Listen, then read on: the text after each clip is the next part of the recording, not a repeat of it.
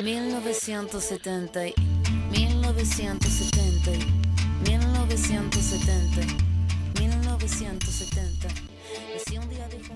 Hey guys, my name is Jackson and I've been living in a 1990 Dodge Ram van for the past 6.5 months-ish. To catch you up real quick, the story so far is from June to December of 2020. Me and my two friends, Sage and Skylar, decided to just quit our jobs, move out of our house, and live in our vehicles and drive around the country. We visited every state east of Utah. Very fun adventure. Now I've decided to continue on by myself, so I am out here alone. Some of you have been asking me about the inside of the van because I haven't really posted hardly anything of the inside. So I'm going to go ahead and show you guys the inside, give you a little tour, and also hopefully this van tour will kind of show you that it doesn't have to be a really nice brand new Sprinter van with all the gorgeous shelving and bathroom and everything inside there. If you are looking to do it on a budget like I am here as a resource. If you do have any questions, I probably won't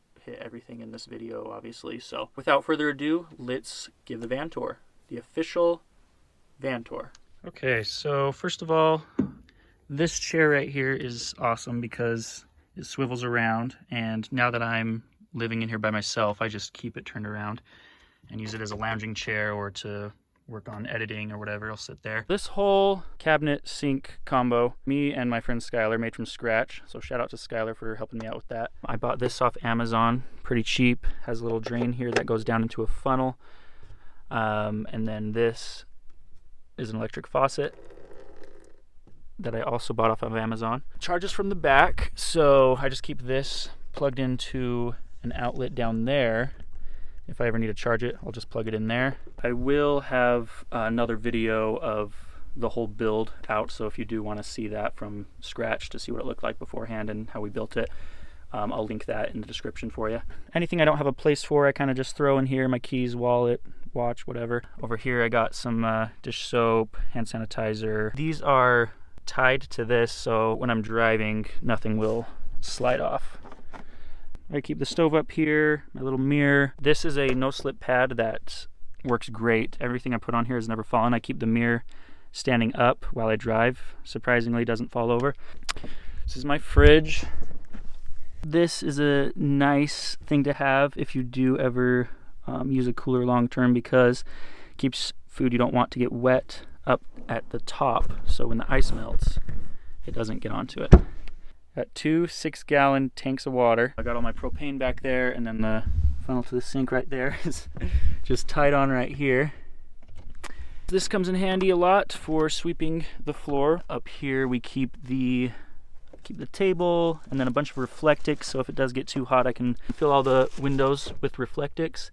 I already did with these two because the blinds I had were crap, and so I just took them out, and I just keep these in most of the time now just so, you know, people don't look through the windows or whatever. If you just cut them to shape, they will usually fit pretty good and they don't fall out or anything. And then right here I just had an extra curtain rod I put up on some hooks that separates the cab. Nobody can see through here. I can pull it over that way too, but you get the idea.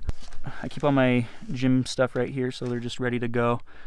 Shower stuff as well, because I use Planet Fitness to shower. I use that propane there for the stove and also for this little buddy heater that I keep in the bucket. You just attach the propane to the bottom there. If I ever do need that, I use that. When I was in Utah, it was 7 degrees, so that really helped. I also have some garbage bags, toilet paper, wet wipes in there, just in case there's an emergency. I have been living on the road for 6 months, and I have never had to use a poop bucket. So hopefully I can keep that streak going. I also use this bucket to sit on, you know, if I want to work on the desk. Here's the bed.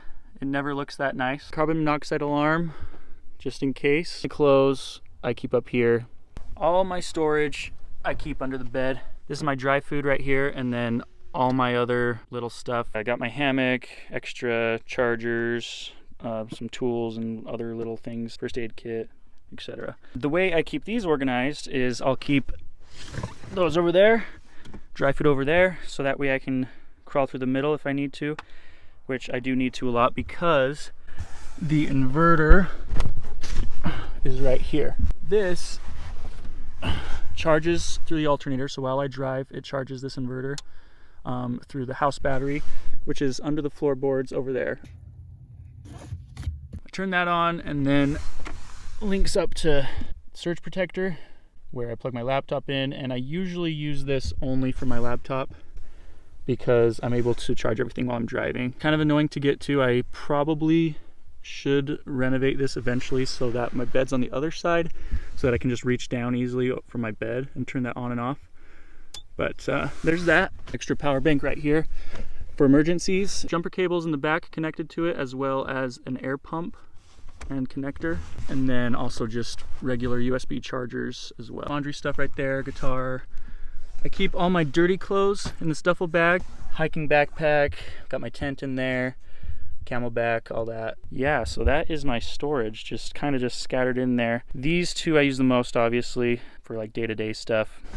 Slide, pull out. That way, if I always do that, it's not so annoying to get under there. This bed also does close into a couch. You just push that through. But right now it is pretty high, especially with the mattress topper I put on here, and it just squishes up against here. So I pretty much just always leave it open. Not really a point to put it up. It's just a hassle. All right, last section here, up above the cab. All my toiletries are in these drawers right here. All the cleaning supplies in here. The majority of all my cookware I keep in here. Super compact. You have the frying pan. Everything in there. Okay, I think that's pretty much it, guys. I try to be really, minimal, simple living. But again, any questions, let me know. Thanks for watching. Nacer llorar sin anestesia en la camilla.